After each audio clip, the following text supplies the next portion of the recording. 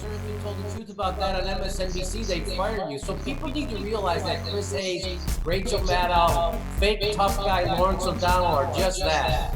Bought and paid for. They make $30,000 a day. People don't realize how much money that is. $30,000 a day, I would say the shit they are saying. No problem. It's just that nobody's making those offers to me. So I get to tell the truth.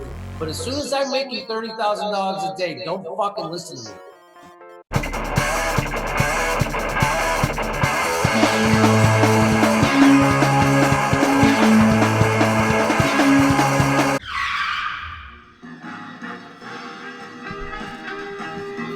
Hey fam, welcome to Punks in Progress. I'm Reverend Aaron. We are listening to Elgert to Go-Go, Les and Larry Elgert. And today we are going to be talking about why I've all but concluded that everyone at the Grayzone is definitely swimming in the swamp of what I call the conversation industrial complex, but that Max Blumenthal, Aaron Maté, Ben Norton specifically are paid agents of division. I believe that they show all the signs of controlled opposition, much like Crystal and Sauger over at Rising, who also swim in the disgusting swamp that I call the conversation industrial complex, with other scum like, Peter Coffin, Ben Burgess, Vaush, and of course, Jimmy Dore. Now that group, your Peter Coffin, Ben Burgess, Vaush, and most typified by Jimmy Dore are the examples of the conversation industrial complex. That doesn't mean, though, that they too are somehow nefarious agents of the state or misinformation agents or controlled opposition agents. And I don't believe they are. I don't believe Jimmy Dore probably is, but I don't believe Peter Coffin, Ben Burgess, and Vaush are agents of the state. I think they believe the stuff that they harvested out of their own assholes. But I think that they're all about clicking this shit on, making them Patreon dollars, and moving on. Okay? I think they're the conversation industrial complex. Now, in that swampy soup, that's the perfect place for a misinformation agent, for an agent of division to take root. Because it's vapid and it's self-indulgent at its core, at its root, which is very easy to manipulate. Now that alone is not justification to accuse those three grifting pieces of shit over at Grayzone of being agents of the state. The reason I make that accusation is because they have so incessantly over such a long time accused literally anybody and everybody who even remotely disagrees with them as being full-on fucking agents of the state and defenders, being pro-imperialist agents and shit. Like all this over-the-top hyperbolic rhetoric, bad-jacketing garbage of anyone who doesn't completely disagree with them. And I'm going to go over an article where they did this to someone who didn't even disagree with them.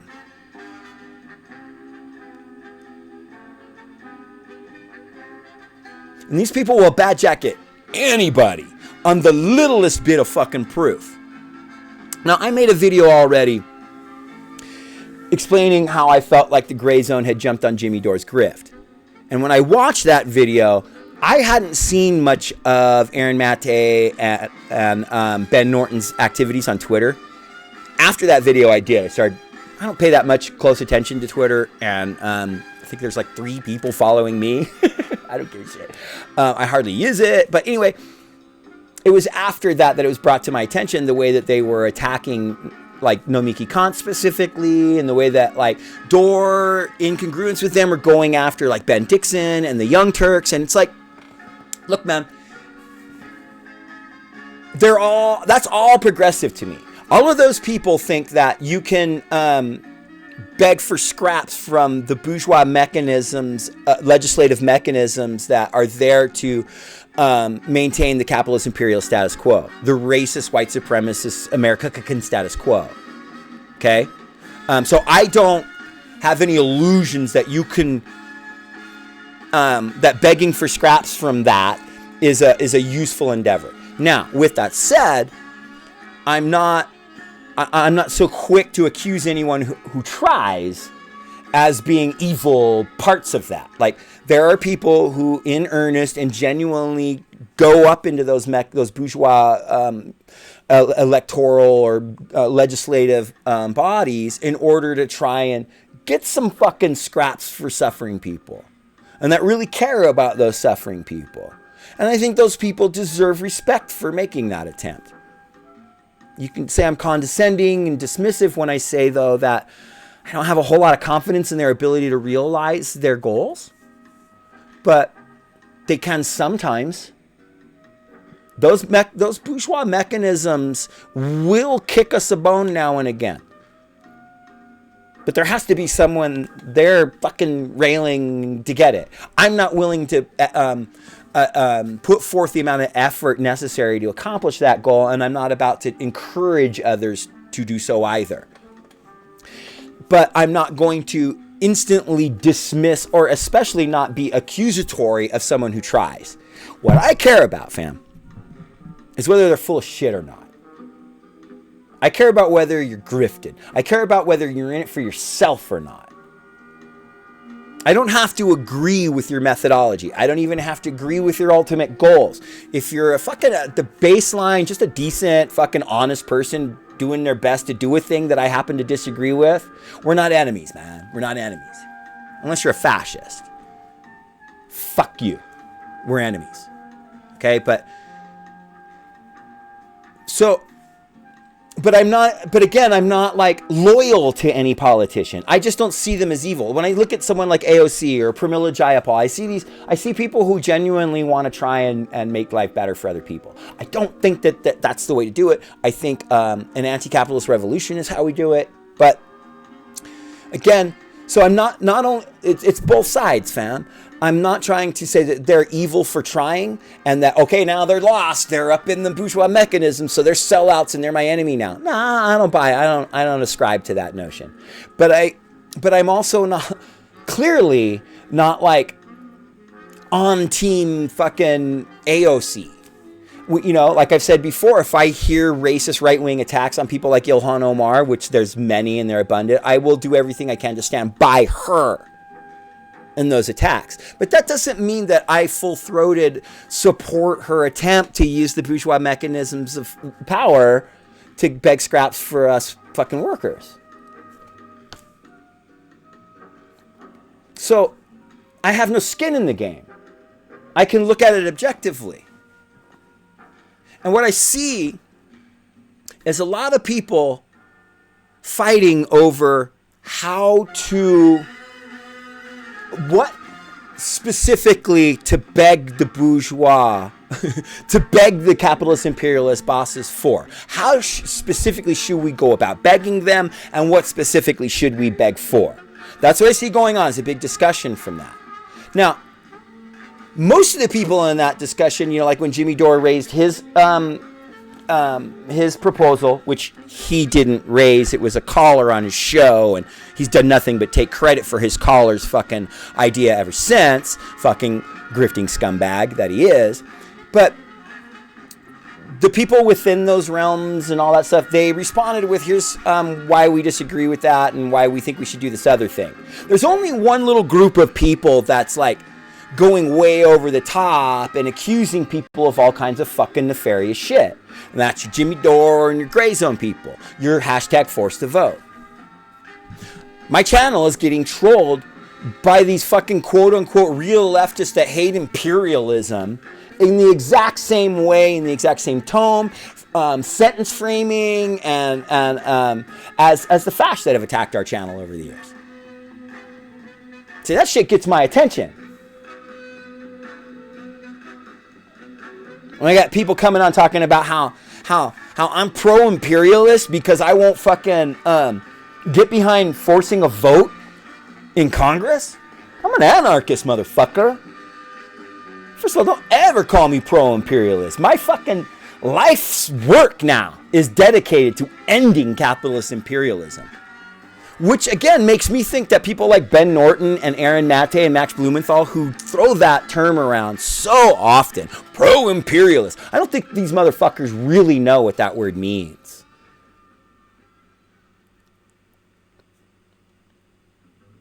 This is a term that was defined by Lenin. This is an anti-capitalist term. Imperialism is the end stage of capitalism.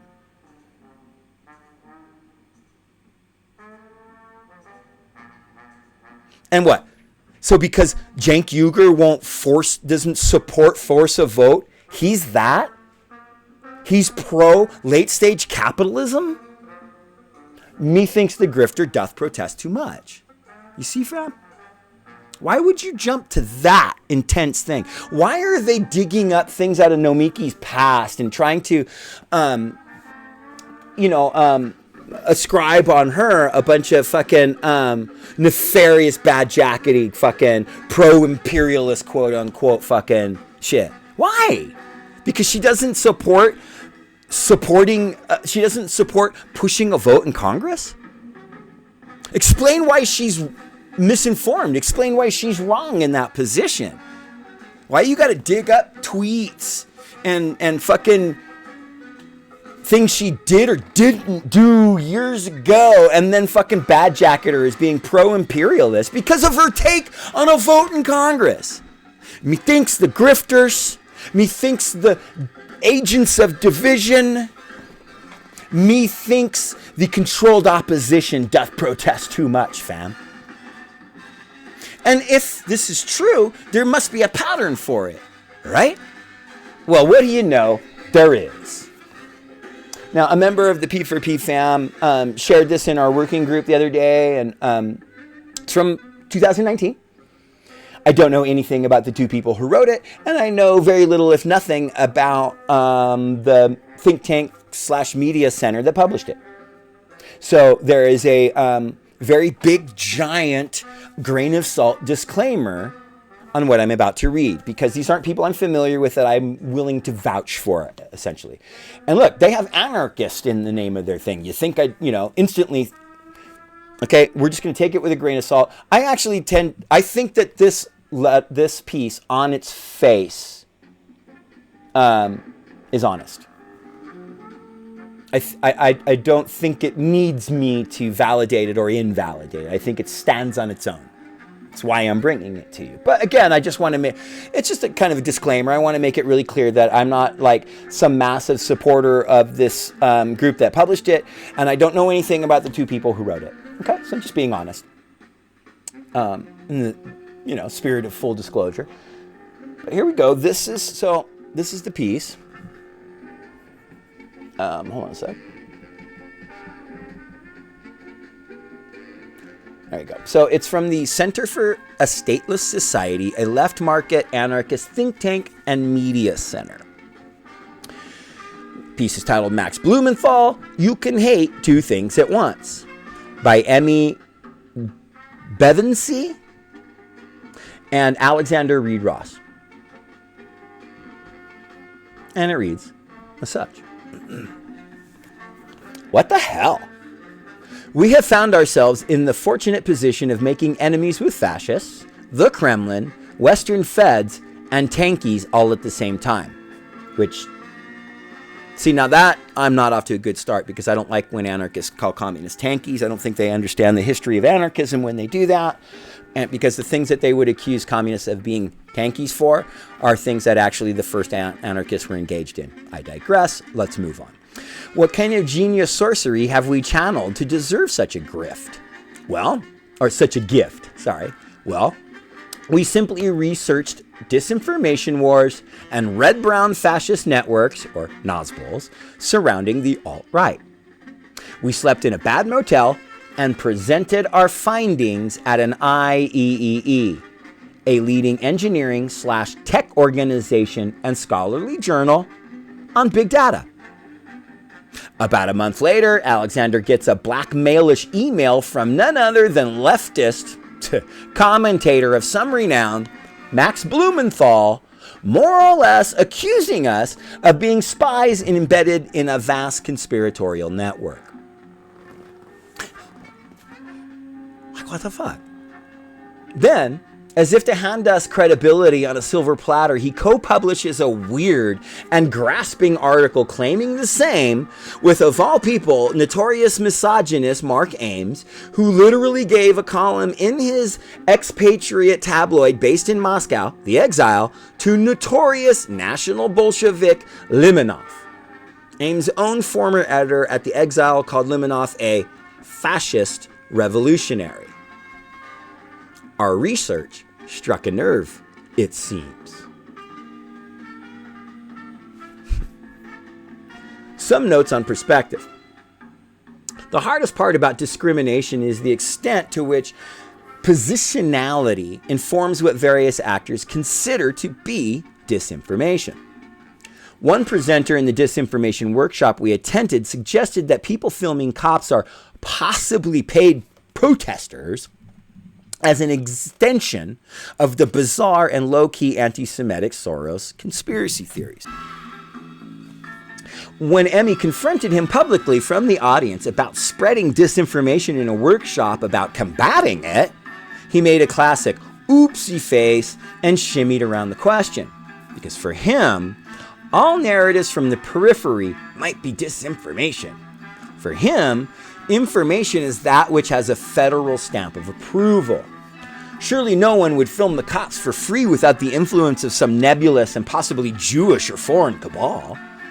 Power does not change ground truth, but it does impact what is accepted and propagated. So where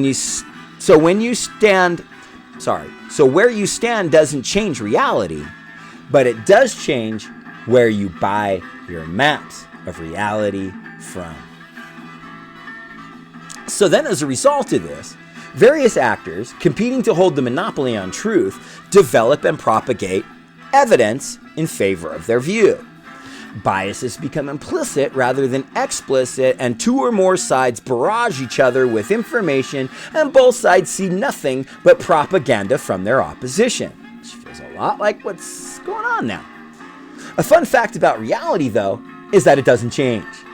Complexity and nuance can lose you points in a status contest. It can give your enemy easy dunks on you. It's an order of magnitude easier to create bullshit than to get to the bottom of something. Fuck, that's true. Power defines what is considered to be propaganda without changing the actual truth. Blumenthal and others get this on some level. They understand the feds from both the US and the UK to be involved in an imperialist project and fighting illegal wars, overthrowing governments, and engaging in right-wing coups for decades. I would assert that they don't actually understand what imperialism means. Not these writers, but the folks at Grayzone. But I'll return to that later. Other than that, I agree with this opening statement. We'll just read it again. Blumenthal and others get this on some level. They understand the feds from both the US and the UK to be involved in an imperialist project and fighting illegal wars, overthrowing governments, and engaging in right-wing coups for decades. Yes. Alexander edited an anthology on these issues. And granted, it came out 4 years ago and lacks a bit of a polish, but it lays out important intersections of environmentalist and workers' movements given an anti-imperialist framework of political ecology writ large. While we won't claim to know the extent of CIA information operations, we will say this. Much of what came out of the Gerasimov Doctrine was a best guess at what the West was doing and trying to couple that with the philosophical project of people like Dugin and the Izborsky Club. But of course, this is where it starts to get sticky. Anarchists have the somewhat unique position of being able to hate multiple sides that hate each other at the same time, while simultaneously recognizing historical crimes and power imbalances. We're not beholden to the same people that most people are. Anyway, we can look at harm done from many directions without defending any states. We aren't encumbered by protecting the good name of Russia or the US. Max is smart, but he has allegiances and a narrative to push that conveniently aligns with the Kremlin's talking points. And while we've never been invited to or attended fancy CIA galas, he has done that with the Kremlin and then abruptly begins to shift his tone on critical topics such as Syria. Fascinating that their tone changed on Syria over at the Grayzone after attending Kremlin functions. Whatever. Doesn't prove anything other than it's a red flag of speculation. But these are going to add up. We won't speculate on the degree to which he is friendly with the Kremlin, but just point out that his sources are often specious in this regard. That being said, because we aren't here to protect the feds, we are just as interested as he is in potential US-UK disinformation networks. If Integrity Initiative is the tip of some vast spy network, we'd love to know about it. Unfortunately, the sources of the majority of reports of them are RT, Kremlin-controlled initial report source, Zero Hedge, pro-Kremlin conspiracy peddlers, a report done by a 9/11 truther, and an Assadist. Discussion of the White Helmets has telltale Kremlin disinformation signs, a Grayzone article, Blumenthal's baby, that casually uses the phrase Knights of Templar, which is, that's a red flag. Because there's no Knights of Templar. There's the Knights Templar, or there's the poor Knights of the Temple of Solomon, but there's no such thing of Knights of Templar. This new expose, quote unquote, on Grayzone that frankly kind of sucks, and a weird sketchy blog that claims to be anonymous, check out their theme music, it doesn't exactly instill a great deal of confidence. But sure, Integrity Initiative, via the Institute for Statecraft, seems to, at the very least, get military money. A lot of think tanks and institutes do, not to mention universities, all of which are indeed worthy of critique and being exposed. Hear, hear.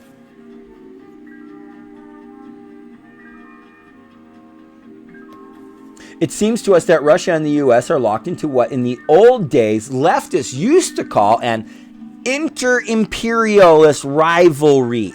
Yes. A fight over influence, resources, and hegemony that takes place on the world stage. Because imperialism is that late-stage capitalism. It's that end-stage capitalism where we're at. Where the strongest mechanisms of capitalism, like the Kremlin or the White House or various other institutions like that, are vying for power and fighting each other. Inter-imperialist rivalry.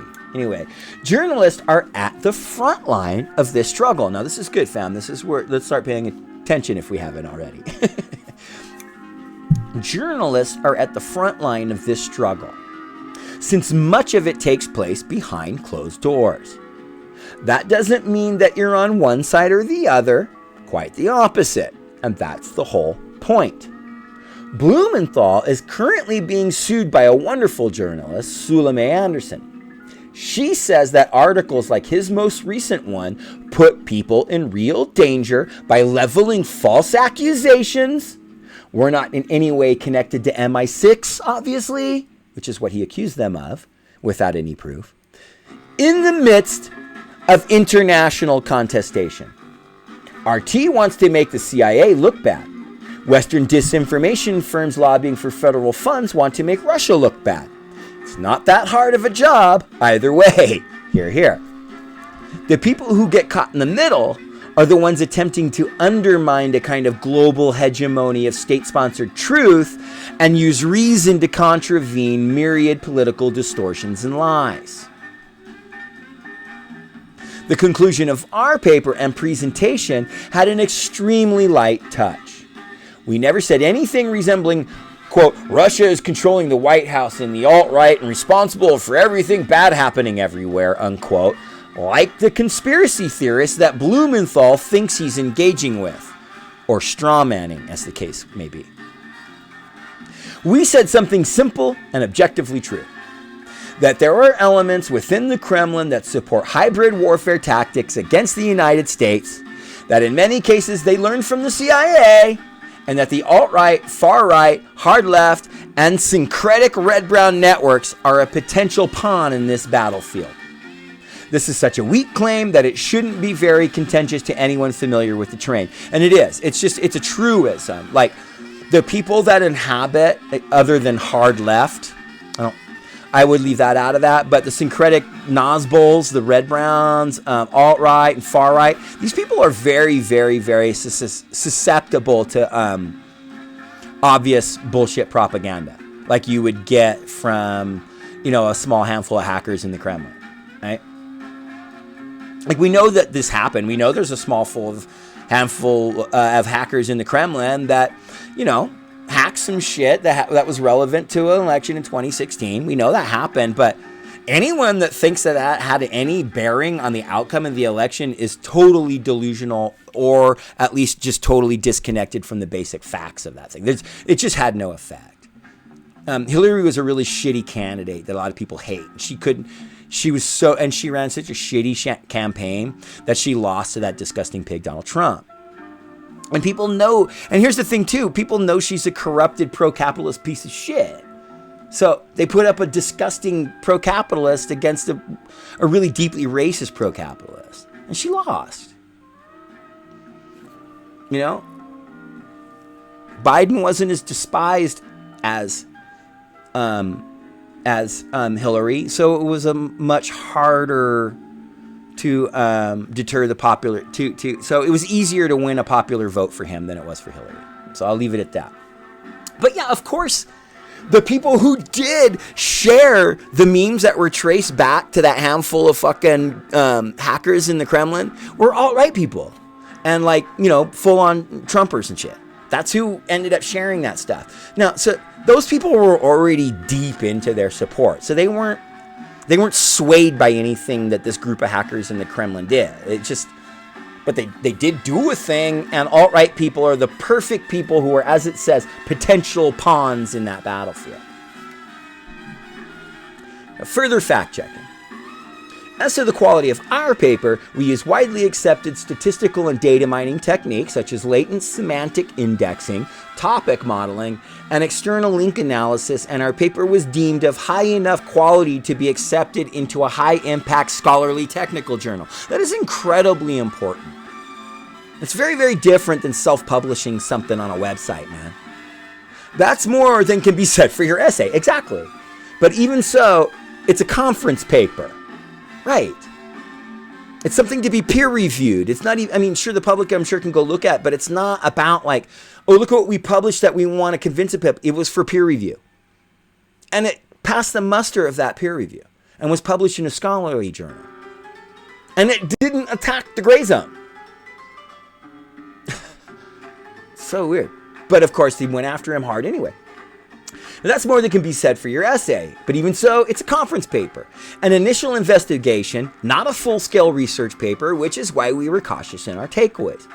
Additionally, we suspect some of your fear of the network graphing done about topics like the White Helmets conspiracy networks is in part because your crew is implicated, and in part because maybe you don't understand how edges, nodes, and measures of centrality/clustering work.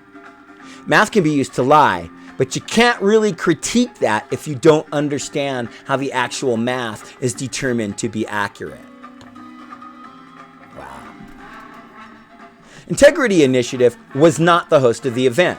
They had one employee, Edit 2, who gave a talk and have worked with Adventium Labs before, according to your semi-sketchy sources. His talk was pretty problematic, as you can see. When someone asked him how we would know when we could end this, quote, war mentality, he dodged it as if he'd never considered it. The conference, however, was by IEEE, who are a cutting-edge, high-impact scholarly journal in the topic of big data, which the conference was on. There was a huge range of people at the conference, from terrible to amazing. There was even an excellent presentation on civilian journalism against despotic regimes and police violence. There you go. Most of the attendees were GASP, academics from GASP Deeper, information and data schools. This is the nature of most academic conferences, right? Not some fucking, political think tank debate thing, like, Politicon or something. A fucking data tech conference, man. Like, attending a prestigious conference is not the same as supporting, being funded by, or otherwise collaborating with skeezy feds. And some of the people who do are, but that doesn't mean you are if you do. Oxford University was recently asked by the U.S. Senate to produce a report on social media meddling by the Internet Research Agency. Does that make Oxford and everyone who attends an MI6 agent? Of course not. And here's the most dissatisfying part. Ready? No, we did not get paid to present at the event, and neither of us are under the employ of any of the sponsoring or participating organizations. It's important, man. It speaks to motivation and the integrity of what they presented. Right? As opposed to an article that Blumenthal self-published and was not peer-reviewed. And I switched the record. We're now listening to Martin Denny. I'll show you. Martin Denny, A Taste of Honey.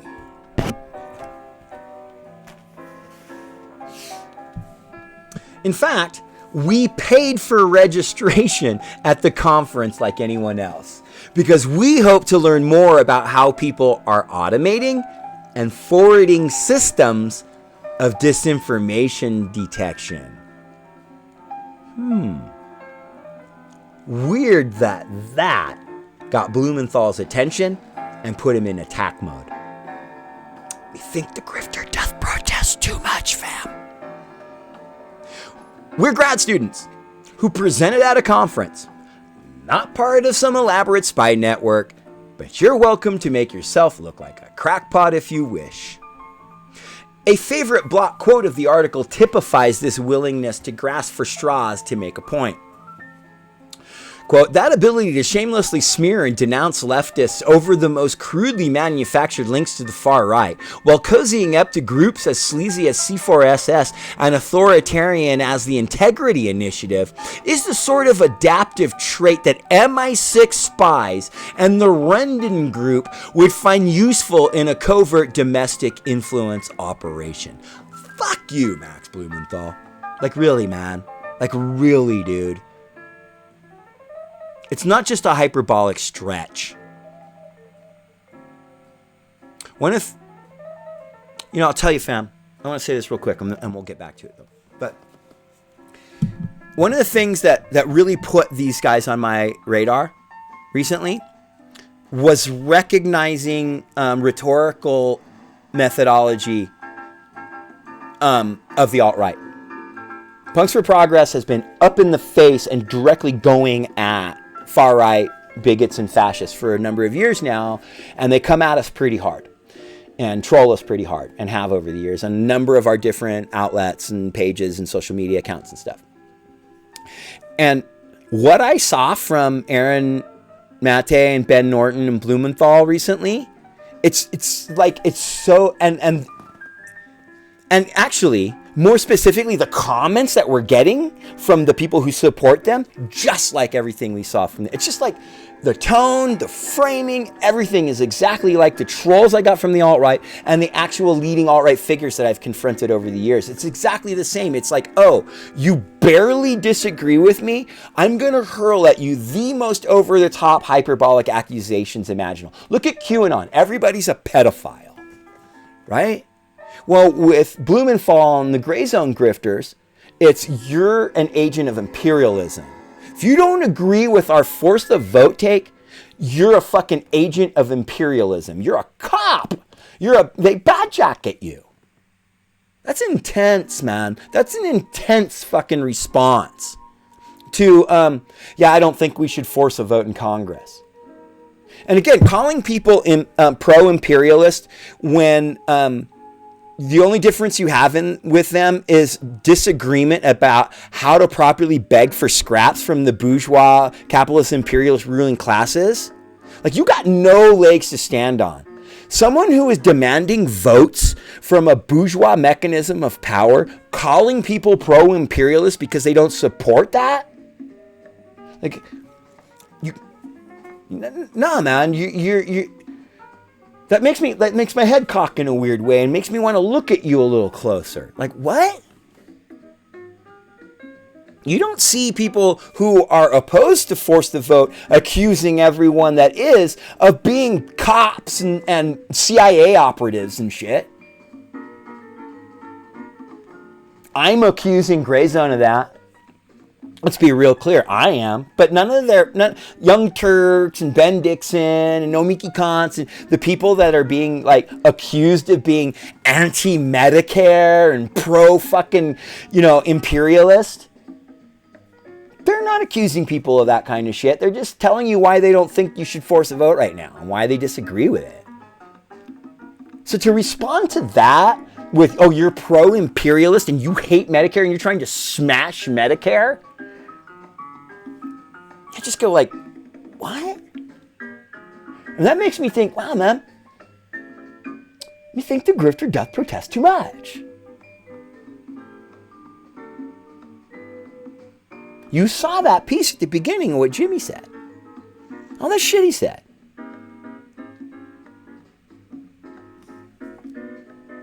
He admits that he'll fucking say anything for the dollar. Well, the question is, who's willing to pay him to say it? Next question.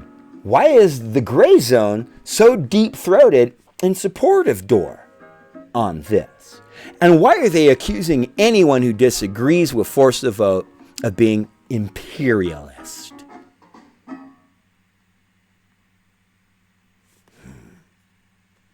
I'm sensing a pattern, especially now when we go back to 2019 and look at what's going on with this article.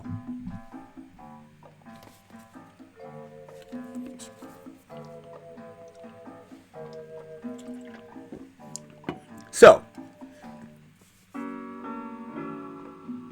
because we presented at an academic conference where some people in attendance support the feds, like literally every academic conference we've gone to, such as the American Political Science Association and American Association of Geographers, that automatically makes us MI6 field operatives? Sweet. Maybe Emmy's going to get to see the UK someday. Speaking of, quote, ability to shamelessly smear and denounce leftists over the most crudely manufactured links to the alt-right, Kevin Carson publicly cut ties with Keith Preston a decade ago as his racist and queerphobic views became apparent, which you even cited and yet couldn't let go of the catchline of white nationalist associates. Wow, congratulations. Someone was revealed as a fascist interest and Kevin denounced him. Much sleuth, much investigative journalism. I love that. But I mean, Wow was right, man.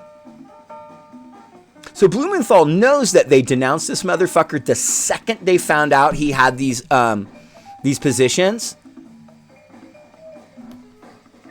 But he still wants to associate them as having had white nationalist ties, white nationalist associates. That's fucking disgusting, blatant bad jacketing. Fuck Blumenthal for that alone, man. You don't fucking accuse people of having white nationalist associates unless they had deep fucking legit white nationalist associates, man. Historically, that's get the wall fucking fodder, man. Oh, you get down with fucking Nazis? Fuck you forever. Well, they didn't get down with Nazis and never did. And according to this, the second they found out, and apparently Blumenthal acknowledged this, the second they found out about his beliefs, they fucking disassociated from him. You cannot call that white nationalist associations. You cannot.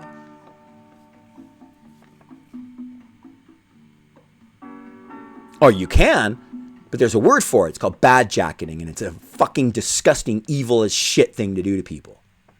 And it generally comes from bad actors. From ministers of division. For agents of fucking division.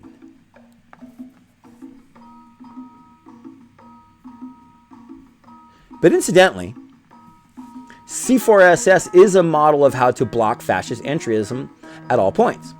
The Right Stuff has hated C4SS since the beginning and targeted us on multiple occasions because of our steadfast opposition to the alt-right since before they were well known. Closed-border right libertarians with racist views have hated us since our inception because we resist them at every turn. You can see this in the long-standing hatred we garner from the Ludwig von Mises Institute and Lew Rockwell over the years. Like, straight up. If you got fucking Lew Rockwell and von Mises Institute mad at you, I got respect. I got respect for that.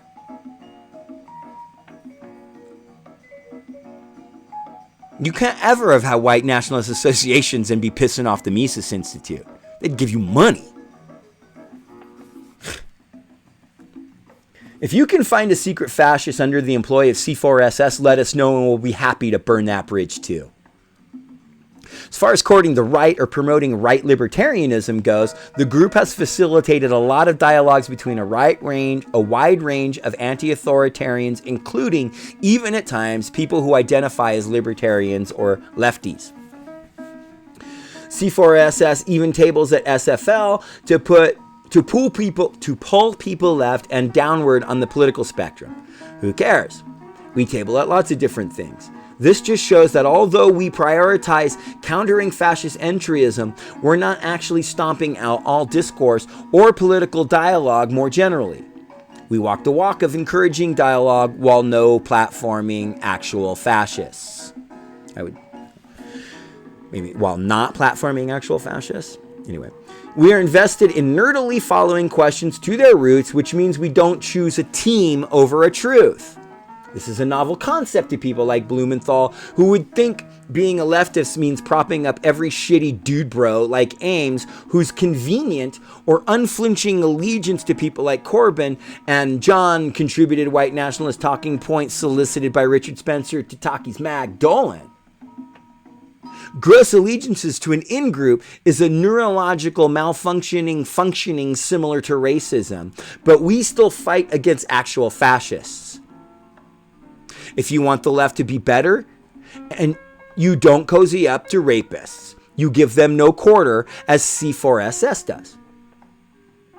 The fact that you deflectingly imply that Kevin's distrust of Ames is anti-Semitic rather than anti-piece of shit is a laughable example of the heroic leaps you're willing to make. We don't get Koch or Soros money. We probably never will. We wouldn't take MI6 money if it did come. Ames worked for Pando, a startup partly funded by neo-reactionary Peter Thiel. The world goes round. C4SS gets its funding entirely from small personal donations built up over a decade of providing anarchist and anti-authoritarian analysis and commentary in the long tradition of individualist anarchists like Voltairine de Cleyre and Benjamin Tucker. I have read Voltairine, but I don't know who Benjamin Tucker is. And Voltairine's poetry is amazing. But with regard to Brad Spangler, C4SS practices what they preach. They expose and kick out shitty people, unlike countless socialist or libertarian organizations. In the early days, Spangler contributed notably to the formation of C4SS and occupied the informal position of director for a few years.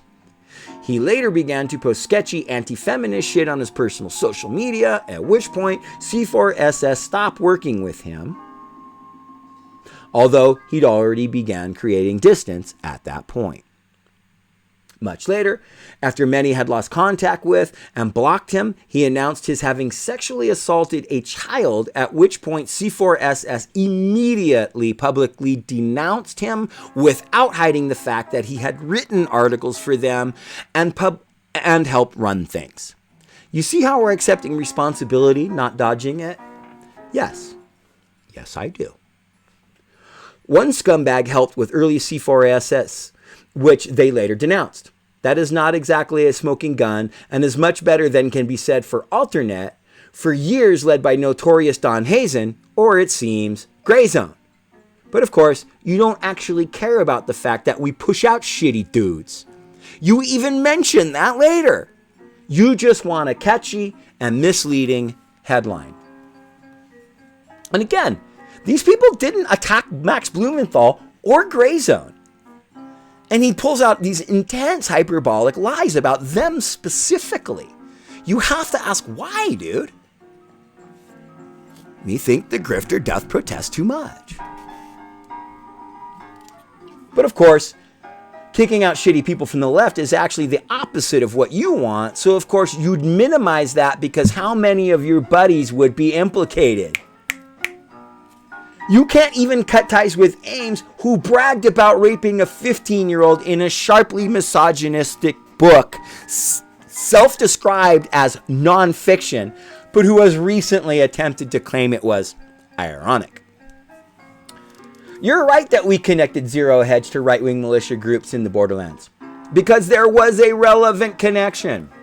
Tim Naylor Foley, founder of Arizona Border Recon, a group currently doing anti-refugee civilian military operations in the borderlands, constantly shares things from Zero Hedge, many of which are conspiracy theories fueling the ideology behind his operations. Any wingnut can share an article from anyone. The issue here is that their articles are specifically about anti-immigrant conspiracies that feed his violence. So congratulations on almost getting a fact straight. We're not sure why such a pure and untainted leftist as yourself would feel the need to defend a crackpot website unless they're in your broader pro-Kremlin alternative news circles. But please continue to take weird pot shots at us because it makes us look moderate and reasonable by comparison.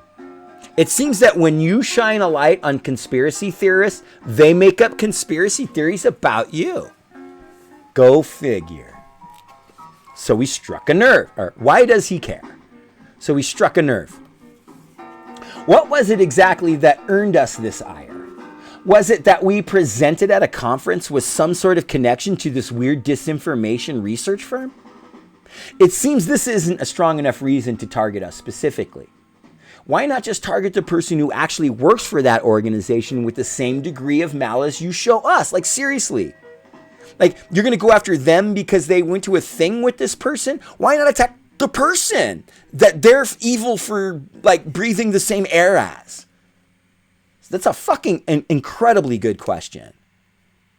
What seems more likely is that it was how, in our research of the alt-right, we began seeing potential connections to larger red-brown projects using conspiracy theories to forward their state-aligned agendas. Why does this strike such a nerve for you? Seriously, damn good question. If you are so confident that your work is well-sourced and not rooted in state-line conspiracy theories and information war, why are you panicking so hard and targeting a couple of young academics at a tiny workshop producing a nerdy little conference working paper? Fucking A, here fucking here? What an excellent question. Allow me to read it again, fam. If you are so confident that your work is well sourced and not rooted in state line conspiracy theories and information war, I would say conversation industrial complex, why are you panicking so hard and targeting a couple of young academics at a tiny workshop producing a nerdy little conference working paper? Such a fucking excellent question. We're happy to expose Western spy networks supporting fascists abroad. We support Blumenthal and others who do honest work on this topic and generally agree with him on a range of issues such as being pro-BDS, here, here, or anti-Christian fundamentalism, here, here.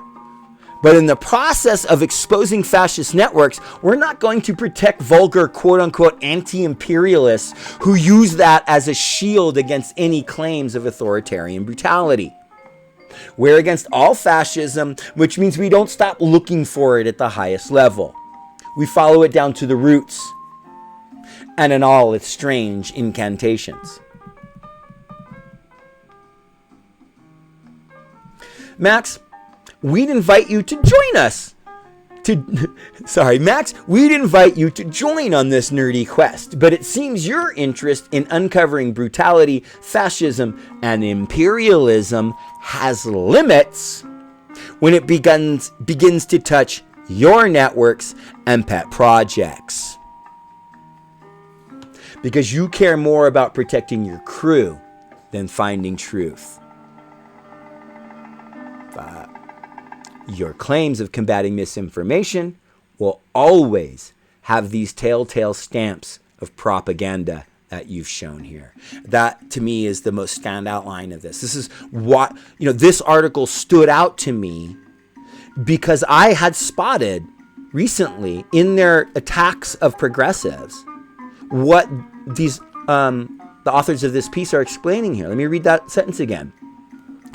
And it's definitely the second part that's more important. That's so important. Because you care more about protecting your crew than finding truth, your claims of combating misinformation will always have these telltale stamps of propaganda that you've shown here. It did. They're doing the same exact thing. And in this situation, these people didn't even express any type of disagreement with a policy expressed by Blumenthal. Like what's going on now and the way the Grayzone's attacking anyone who doesn't jump on the door grift. I spotted the telltale stamp that these people said will always be a part of their rhetoric, because it is, consistently. So, I guess thanks for letting your true unhinged colors fly. It makes it easier to spot a crank. And there it is, fam. I mean, again, I'm not here providing some deep, full-throated advocation for that site or for the two people who wrote that article. What's important to me is people are going, whoa, man, we went to this thing and this dude, Max Blumenthal, and his thing, the Grayzone Project, accused us of all this hyperbolic, pro-imperialist shit. What the fuck? It just clearly these two people are like, what the hell is this? And then you look at the way Ben Norton and Aaron Mate are acting on Twitter right now, and the specific language they're using in attacking detractors of #ForceTheVote. And it's exactly the same thing. Your CIA ops, your cops. Again, me think the grift doth protest too much. That's why I think that they're fucking controlled opposition. Just like Rising. I am deeply convinced that Sauger and Crystal are misinformation agents meant to divide the left.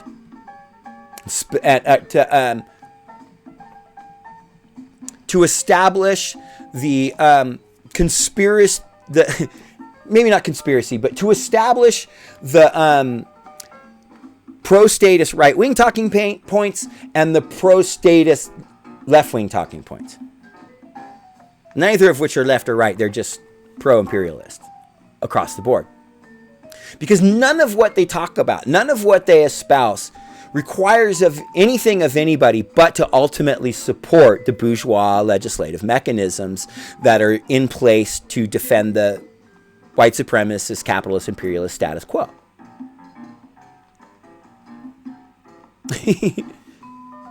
What Blumenthal and the Grayzone and Aaron Mate and Ben Norton are pushing for, and what Jimmy Dore is pushing for, is deep allegiances to begging for scraps from representatives in power. And the way with which you should beg for scraps. And if you don't beg for scraps from the mechanism, from the imperialist mechanisms of power, the way the people at the Grayzone and Jimmy Dore think you should beg for them, then you're a cop, man. You're fucking CIA. Fuck you, Blumenthal. Fuck you, Aaron Mate. And fuck you, Norton. Come at me. Say I'm a fucking state fucking mechanism, this fucking ex-felon up in here, dude.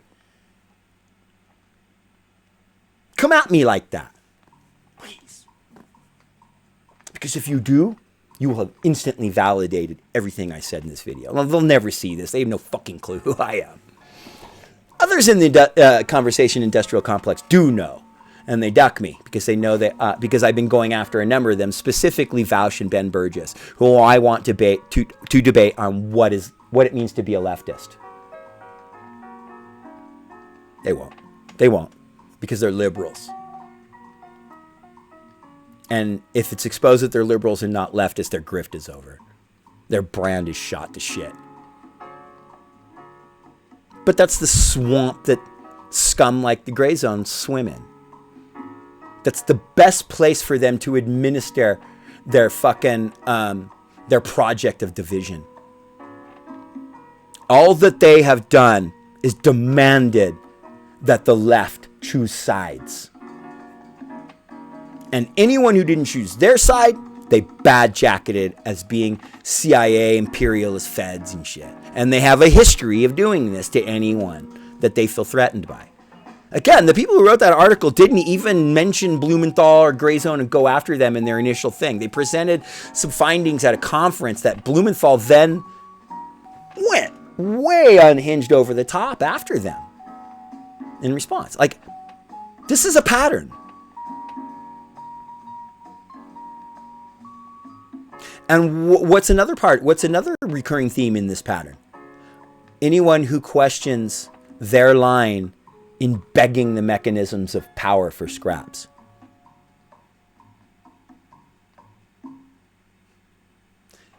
Methink the fucking pig doth protest too much, fam. You know, I'll say this and then we'll wrap it up. Not everyone that I would ascribe as being part of this conversation industrial complex. You know, this is if you're new to this video, if you're new to the channel and this is the first time you see me, this term's probably new to you. But I've been indulging this concept of a conversation industrial complex in a number of videos now for a while. It's a term that me and my comrade Pinko the Bear stumbled on when we talked about people who were grifting and using the mic and using political discourse as a grift. And I've come to more define it over time and noting patterns and stuff in the people that I ascribe as being it. Now, so people who I would put in the conversation industrial complex: Vaush, Peter Coffin, Ben Burgess, Jimmy Dore. And Jimmy Dore is the prime example of the conversation industrial complex. But I would also assert that Jimmy Dore is different from those other three in the sense that I think he's getting money from some nefarious fucking spots. I think he literally sold out. I don't think Vaush or Peter Coffin or Ben Burgess are getting backdoor money. Could be wrong, but I just don't think they are. I think they just aren't as knowledgeable on leftism as they think they are, but really don't care because they still get the clicks and the donations and the Patreon money anyway. And here's the thing that you can look for in the to spot conversation industrial complex. I think there's two things that I've been able to whittle down so far. One of them is that whatever idea they espouse requires nothing of them or you other than to support a position in Congress. Like, you need to take this position on a move in Congress. That's all it requires of you and them. Okay? Which that in and of itself is not, that doesn't make you a grifter, clearly. A lot of us put out ideas that are just like, hey, here's an idea I have, and doesn't require anything of anybody except to consider the idea. But never, it's a pattern, never do any of what they espouse or suggest in any way whatsoever require anything of them or you. You know, when I always come back to not for you to support some vote in Congress. I'm saying you need to join an anti-capitalist organization, that you need to join an anarchist organization, a mutual aid network, or a prison solidarity network, or a communist party of some kind, some type of anti-capitalist, you know, pro-socialist organization, right? Some revolutionary anti-capitalist organization, not sit at home and decide whether you support a vote or not. Because that doesn't affect any change in the world, and it doesn't require anything of you ever. And that's all that a conversation industrial complex, that's all that they will ever ask of their audience and of themselves. And then the other side of it is that anytime someone questions their take, they come at you with the most over-the-top hyperbolic attacks and shit. And gaslighting and name-calling and bad-jacketing and shit. Because to be a part of the conversation industrial complex, you have positioned yourself as a quote-unquote expert on something. So for anyone to come along and go, well, here's where you were wrong, especially if it's someone who has like no followers and they're just some your average dipshit, you know, jag-off fucking Twitter person, whatever. They can't have it. They have to deeply fucking attack that person, because if they're wrong, then they must not be experts, right? And that could mean that they won't get as much money donated. Okay, so I look for these types of things to be consistent in their output, and I will label you the conversation industrial complex. Now, I do feel that the Grayzone and Jimmy Dore are guilty of all those things, but they're also guilty of something else, which is this instantly accusing anyone who disagrees with them as being imperialist, as being haters of Medicare. Like, to say that Cenk Uygur is purposely trying to kill Medicare because he doesn't support forced to vote is some way over the top bullshit, man. I question anyone that takes it that far. Like, maybe Cenk's wrong. Look, I disagree with Cenk. Again, I've said over and over that in many videos, and that I don't support this notion of using bourgeois electoral processes to beg for scraps from the capitalist ruling class bosses. Okay? It's not my thing. I don't think it's an effective utilization of our time and efforts. But, so I just think Cenk's wrong in thinking that we're going to achieve Medicare through those processes. But for him to not to assert that he's against Medicare for all and would purposely try to destroy it, me think the grifter doth protest too much. It's just bullshit. It's just not true, man. It's just not. I mean, you could say a lot about people like the Young Turks or Ben Dixon or, you know, Nomiki Konst and stuff. But these people are honest. They believe the shit they're talking about. They mean it. And they really want to see a lot of this shit happen. And they really, really believe that it can be achieved through those processes. They're not grifting. They're not full of shit. And I don't have a problem with them making money doing what they do. Because they're not full of shit, and they're not there just for the money. They actually want to get Medicare for all. That's why they responded to the proposal of forced to vote and articulated why they disagreed with it. Now, Jimmy Dore and the Grayzone have not been able to articulate specifically why that's a wrong take, though. Like, they haven't continued the respectful discourse. They instantly went to, oh, you disagree with me? You're a fucking cop. You're pro-imperialist. Nah, fam. I ain't buying it. Rev ain't fucking buying into this grift. I didn't trust Grayzone, but I didn't think they were fucking, I didn't have any reason to fucking think of them as nefarious. They just weren't my favorite outlet. I explained that why that was in the last video I did on the Grayzone, and I'm not going to repeat it here. You can go there and look at it. But that wasn't enough for me to want to bat jacket them or accuse them of anything. I just thought that they were kind of up their own ass, and so I didn't trust their judgment so much. Now I accuse them. I can't say it definitively. I don't have verifiable proof that these people are state actors, but I am of the impression that they are.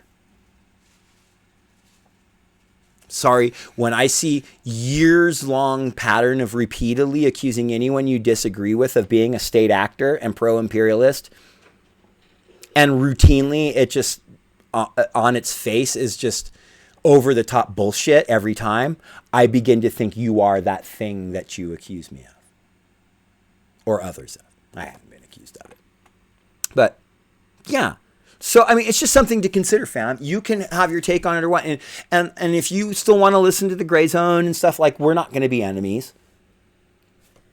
We're probably going to have disagreements because I am of the impression now that they're misleading their audience and that they're agents of misinformation. And if you internalize the stuff that they're saying, you're going to inadvertently internalize misinformation.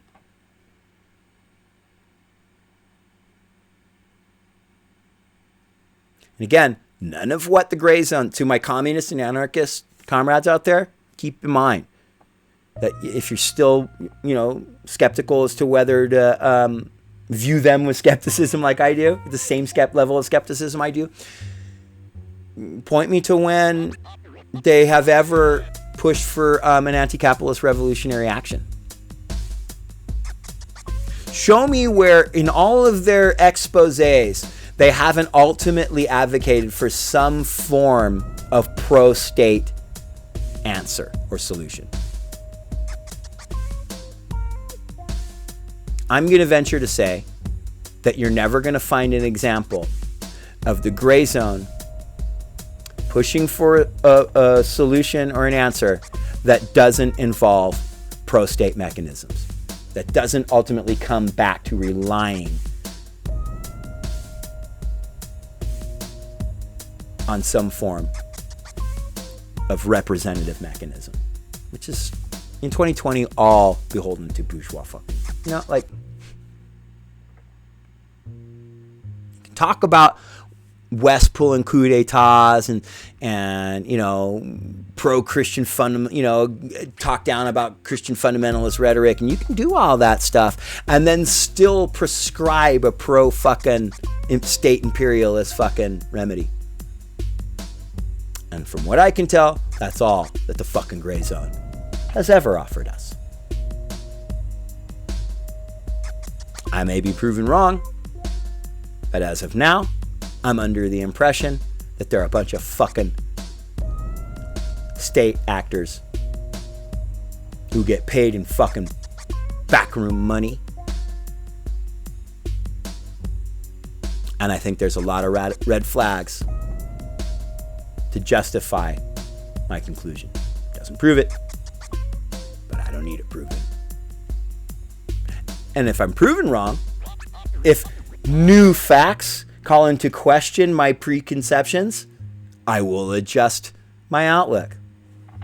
I'm going to venture to say that thing isn't going to happen, though. I really don't think it's going to come out that Cenk Uygur, Ben Dixon, Nomiki Konst, and everybody who has ever disagreed with Jimmy Dore is a fucking pro-imperialist state actor. I don't think that's going to happen. I don't think we're going to get that fucking proof. But I think if you dig deep enough into the fucking movement and actions, and I don't have the resources or the wherewithal to do that, but if you really dig deep into the fucking daily activities of these Grayzone motherfuckers, I think you're gonna find that there's some questionable fucking acquaintances and circles with which they travel in that are clearly rubbing up against the powers of imperialist states. All right, fam. With all that said, I'm going to leave you with this incredibly fucking sick as fuck brand new video from Guillotine Truck. Check it. Much love to you. We'll see you next time on Punks for Progress.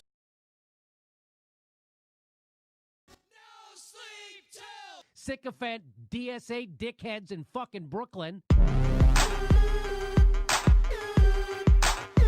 Jimmy Dore, king of the limited hangout posse. You're about to be exposed, boy. Jimmy Dore, rants, rage, greed, hostage. He's been sheepdogging for the Democratic Party since, by his own admission, at least 2015. Now, if you listen to old Jimmy Dore, you're gonna think, oh no, he's the other guy. He's not the dude. He's against the DNC. Don't you hear how bad he talks about him? Don't you hear how bad Jimmy Dore hates the DNC? How much he doesn't trust them? How much he tells us the truth about him? Is that what you see? Is what I see. Dore riding on the back of any Democratic politician he can that's a progressive until they burn out and sell out, because they're all burnouts and sellouts in the Democratic and Republican parties. Bam! Then Jimmy Dore turns on him, gets on his righteous indignation soapbox, and starts flapping his gums at volume, ad nauseum. And you people keep the money rolling in for me. Hey, you like hearing half-truths? You like being lied to? You like being steered right back to the DNC trap house? Keep up with Jimmy Dore. Very serious accusations. You want proof? We're going to give you proof. Don't you worry about that. Let's talk about Jimmy Dore and how he loves to shoot fish in a barrel. He was all about Sanders until he could shoot him in the barrel. It's all about AOC and the squad until he can shoot him in the barrel. On and on and on. Roll Connor. Here you go. He shoots Roll Connor in the tail, but not in the gills, because he wants access to Roll Connor's DNC connection, his Democratic Party connection. He's hoping he can bring him back on. He's hoping he can talk more about it. He's hoping you'll pay more attention to Roll Connor, AOC, Nina Turner, Tulsi Gabbard, and all the rest. Because if you don't pay attention to them, you don't get any money off of you. Why don't he get any money off you otherwise? Because he doesn't have one single idea that he's ever postulated outside of the Democratic Party. Not one. We're going to get to his little bullshuts idea here in a minute. His little Pelosi gambit. So, instead of walk now, how he likes to tell you, walk now, walk on the DNC, walk on the Dems. What's Jimmy Dore advocating for you to do? To push for Medicare for all solutions, these Dem channels, a push he knows cannot and will not succeed. Why? Because he doesn't have no other idea. He has no idea. I wear a mean dark pair of shades, and you can't see my eyes unless my head is bent. You dig? Let's talk about his little posse here who helps support him. Graham Elwood, you stupid punk. You're vegan guns. You're making Gotham great. Shut your mouth. Grow up and get in the real world, Graham. Because I know personally, we know, Graham Elwood, we sent you the packet with all that information on Wexner. You could have broken that. And he says it on his little website. Send me tips. Send me this. Send me that. You got a detailed packet that could have blown that Wexner thing wide open. You could have been talking about Wexler before Whitney Webb, who you bring on to leech off of her. You could have actually had something to conversate with her about and help educate people instead of sitting there stammering and yammering like a moron. We sent that to you, Graham. The 53 or 58 or whatever seconds was actually him talking about the children.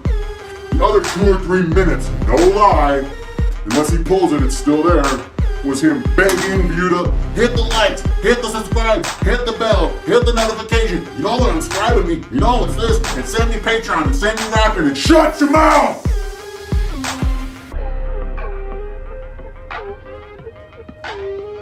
This moron, Graham Elwood with the solutions, and then your buddy Ron Blackout. As soon as Bernie doesn't win this second sham primary, I got my red yellow vest, and me and Lucy, we're gonna go down and protest. You're not doing jack stamp, Ron Blacone. You're sitting there at blue. So during that video, and it's become a famous video, at some point,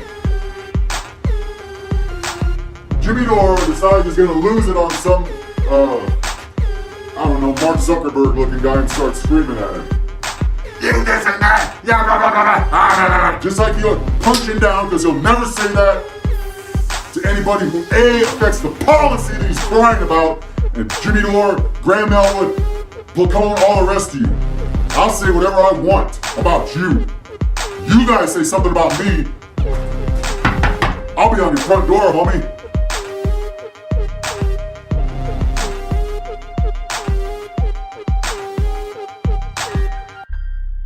More people are aware that the Syrian gas attacks were ridiculous. Were not as reported. Didn't happen. People are saying when he pulled out, he should have done something to help the Kurds, which he probably should have. What he should have done was facilitate Assad making an alliance with the Kurds, which is what I've been saying that should have been happening a long time ago. The CIA is supporting terrorists to overthrow Assad. Why do we want to overthrow Syria? Why? No one ever talked. Well, because he's a butcher. So fucking what? We're committing a genocide in Yemen. So it can't be because he's a butcher. Why are we in Syria? Because Saudi Arabia and Qatar wants to put a natural gas line right through Syria to sell it to Europe. That's what's happening. And the news will never tell you that. And they were lying about the gas attacks, and they wanted to smear me, and they called me a conspiracy theorist who says the Syrian gas attacks are a hoax. Well, they were. And I was proven right. They've never retracted that. It's all made up. It's all just bullshit. They started from a conclusion that Assad gassed his people with chlorine. They started at that conclusion, and then they built up evidence to justify it. None of it's true. It's all made up. Totally fucking bullshit, and they've never apologized for it. By the way, no one else reported this either, except fucking the Jimmy Dore Show and maybe Tucker Carlson. I haven't seen it anywhere else, right? A false flag. Totally BS. Does it make sense that they would do this? Because they're winning. Syria's beating back the rebels now. But you're not going to hear this on the mainstream news. You're not going to hear this on the mainstream news. You're not. The chances that the Syrian military actually carried out the gas attack in northern Syria are pretty much zero. The Syrian government has absolutely nothing to gain from such an attack. Mainstream media was just dead wrong about what happened in Syria. Now, we've had multiple Syrian whistleblowers that were like, yeah, what they were saying that Assad gassed his own people didn't happen. Didn't happen.